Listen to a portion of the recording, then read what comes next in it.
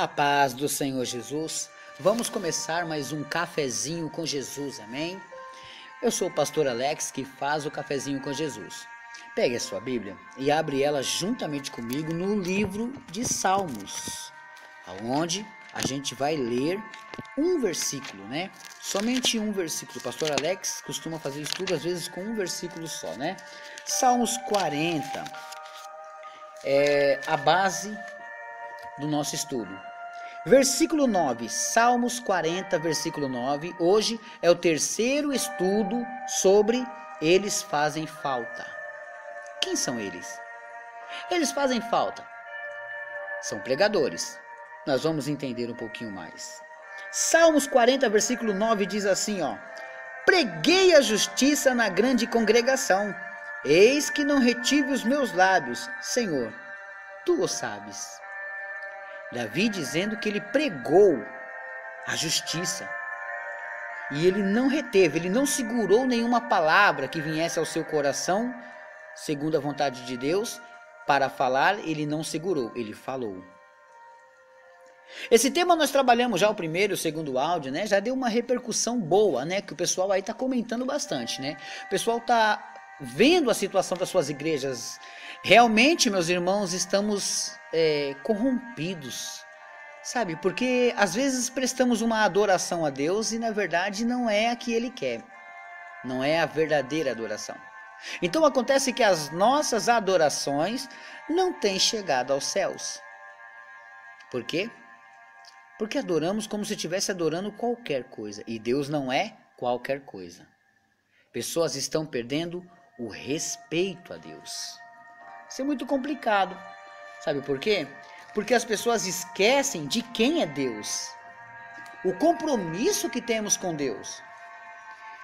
Bom, mas vamos continuar o nosso estudo, né? Onde paramos ontem? Onde nós falamos sobre Mateus 18:7. Lembram?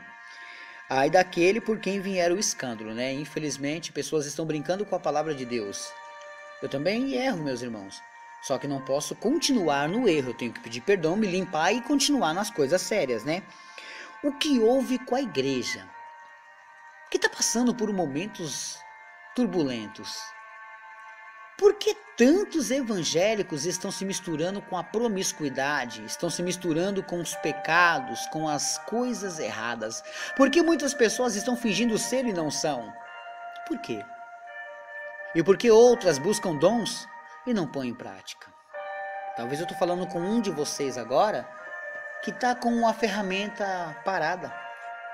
Deus quer ação. Deus não te chamou para ficar sentado. Deus te chamou para trabalhar. A Bíblia fala que quanto mais fazemos, mais recebemos. É assim que nós temos que fazer. Agora a pergunta: o que houve com a igreja? Por que o mundanismo entrou na igreja? Por quê? Como que passaram? Como que conseguiu romper aqueles que nós deixamos na porta? Que eles são homens ungidos, mas como é que conseguiram romper? Algumas igrejas não têm mais homens ungidos na porta. Algumas, não é generalizando. Não estou dizendo nomes de nenhuma congregação. O que houve com os pregadores de hoje? Que querem títulos. E eles ainda vêm conversar com a gente como se nada tivesse acontecido. O que houve com eles? O que aconteceu? Ninguém entende, ninguém... E assim vai se afastando de Deus, sabe? Ninguém quer saber de nada. Eles vão se afastando de Deus e não percebem que as coisas ficou feias. Levanta-se homens que querem fazer diferença, aí de repente crescem na unção e na palavra, mas trocam o que aprendeu por status, fama, luxo, trocam por ver seus nomes em destaque. É isso que eles querem, ver os seus nomes em destaque. Verdadeiros pregadores que não pregam nada, fazem isso somente para barganhar com alguém. Eu ando chateado com coisas que eu vejo. Eu tenho doutrinas de Deus dentro de mim, eu não posso parar. Eu não posso aceitar, não posso ter comunhão com os erros. Eu não posso. Eu tenho que entender isso. A igreja está longe de ser aquilo que Deus sonhou. Porque se a igreja é uma noiva, como anda a noiva de Cristo hoje? Como anda? Como que a gente pode enxergar a noiva de Cristo hoje? Mas escute uma coisa. Em breve o rei vai voltar, aleluias, e vai julgar tanto as minhas palavras como as tuas ações. Ele vai julgar. E eu tenho certeza do que eu estou falando aqui. Vamos analisar aqui o porquê desse versículo, João 4, 23, 24. Eu quero analisar esse versículo. Vamos lá? João, capítulo 4, Novo Testamento. Você encontra Mateus, Marcos, Lucas, aí já encontra João. Olha comigo João capítulo 4, verso 23 e 24. E ele lhes disse, sem dúvida, me direis este provérbio, médico. Desculpa, estou lendo Lucas, misericórdia. Eu achei que estava aqui em João 4, olha só. João 4, 23 e 24. Mas a hora vem, e agora em que os verdadeiros adoradores o adorarão o Pai, em espírito e em verdade. Os verdadeiros vão adorar a Deus em espírito e em verdade. Duas qualidades que não se encontram fácil. Porque o Pai procura os tais, e assim o adoram. Deus é espírito, e importa que os que o adorem em espírito e em verdade. Então Deus está à procura daqueles que o adorem em espírito e em verdade, mas Ele não está encontrando. Pessoas até pregam bem, mas parecem profissionais da fé no sentido de dinheiro. Pastor Alex, sim. Pastores preocupados com a lã da ovelha, mas o cuidado da ovelha, pouco importa. Pastores que estão preocupados com que a sua conta bancária engorde. Eu sei que o trabalhador é digno do seu salário. E pastores que trabalham na obra é digno, porque ele vai comer o que ele precisa. Eu particularmente não tenho, porque eu tenho um trabalho. Mas alguns pastores que não têm trabalho e trabalham na obra, isso é digno. Isso é digno. Amém? Não estou tocando nessa parte. Mas estou falando daquele que não pega só o seu, mas pega muito mais do que não é seu. Então, analisando João 4, 23, 24, percebemos que Deus está à procura desses verdadeiros adoradores. É simples. Ele quer adoração verdadeira. E tem que ter doutrina. Pois sem doutrina, o mundanismo entra na igreja. Pastor, mas se a gente colocar doutrina na nossa igreja, aí os jovens vão embora. Ah não, pastor, se a gente colocar doutrina na igreja, as irmãs vão chiar. Pastor, se eu pregar doutrina na nossa igreja, ela vai ficar vazia. Pouco importa. O que expulsa o povo da igreja é pecado, não é doutrina. Essa é a doutrina de Deus. Dá uma lidinha comigo, vai. Já provocou, agora vai tomar. Olha só. Deuteronômio 32, 2. Vamos lá? Deuteronômio 32, 2. Palavra do Eterno, aquele que fez tudo. Olha só.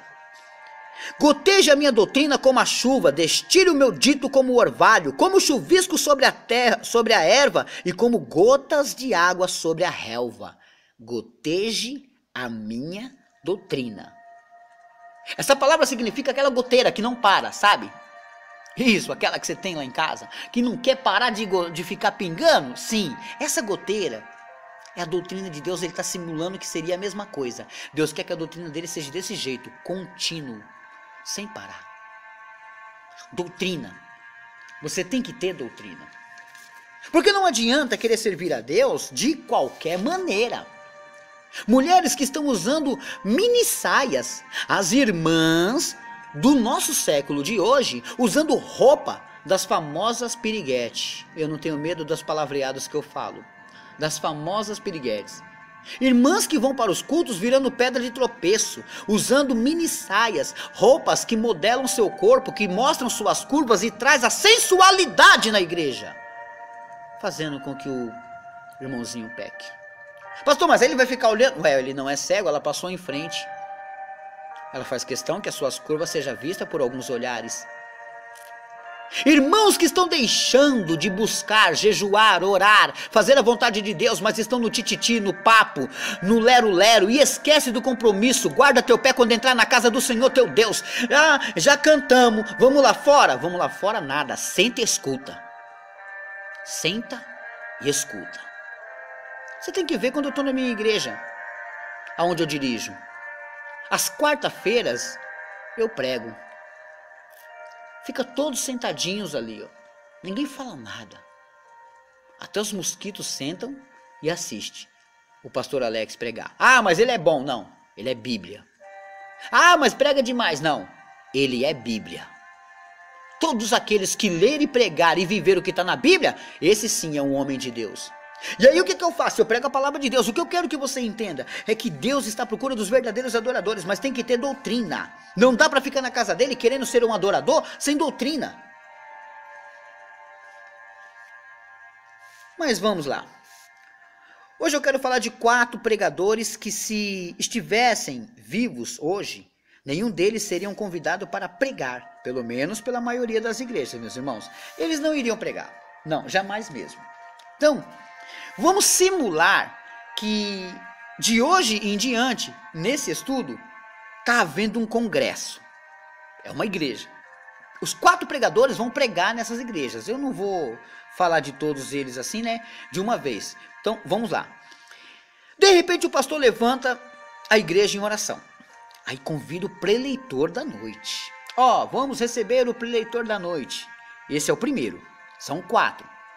Mas aí ele descreve um pouco sobre o pregador, né? Que é costume a gente até falar um pouco do pregador que a gente conhece, né? Então, ele vai descrever um pouco sobre esse pregador. Aí ele vai falar: ele congrega no deserto e o seu pastor é Deus.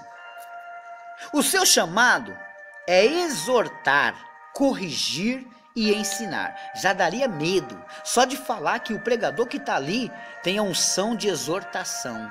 Já daria medo. E aí ele continua dizendo, ele tem esse dom, ele tem esse chamado de exortar, de corrigir, de ensinar e preparar o caminho para outro pregador. Quando a gente lê essa palavra já dá para adivinhar o nome dele. Mas vamos lá. Bom, aí esse pregador começa a pregar. E o povo começa a sentir que está doendo.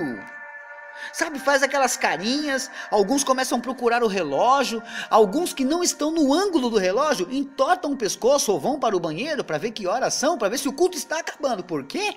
Porque esse pregador está pregando. Mas que mensagem ele estaria pregando numa noite dessa? Numa noite de congresso? Que mensagem ele trouxe? Porque ele poderia pregar o azeite da viúva, ele poderia pregar o Salmo 23, o Senhor é o meu pastor, ele poderia pregar qualquer tipo de mensagem avivalística para que pudesse levantar a igreja e fazer pegar fogo. Mas não. Vamos ver um trecho da pregação dele em Mateus 3:7. Mateus capítulo 3 e o verso 7. Um trechinho da pregação dele nesse congresso, do primeiro pregador, do primeiro preleitor.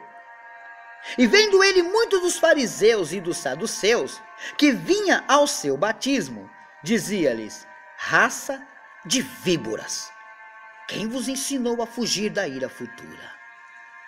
Raças de víboras, quem vos ensinou a fugir da ira futura? Meu Deus! O pregador sobe no púlpito e chama todos que estão ali lhe ouvindo de raças de víboras, raças de cobra. Ele chama o povo de raça de víbora. E o que seria uma víbora, para quem não sabe? Víbora é uma serpente venenosa. Assim esse pregador, sem trava na língua, fala: suas cobras, quem vos ensinou a fugir da ira futura? Sua mensagem atacava os falsos, os venenosos, como cobra, os traiçoeiros. A sua mensagem tinha endereço certo, os que eram pedras de tropeço. A palavra, quando é pregada, é dirigida pelo Espírito de Deus. Ela não fere os inocentes, mas machuca os falhos para que se despertem, para que se consertem. Esse pregador, que sem medir palavras ia direto no problema, tinha seu nome respeitado e temido pelos que estavam em trevas. Este era João, o Batista, filho de Zacarias e Isabel. João andava vestido de pelos de camelo e se alimentava de gafanhotos e mel silvestre. Eu paro por aqui, o áudio já está cumprido, né? E amanhã nós vamos conhecer o segundo pregador da noite. Esse chegou chegando. Raças de víboras, olha que forte. Deus abençoe e fiquem todos na paz do Senhor Jesus.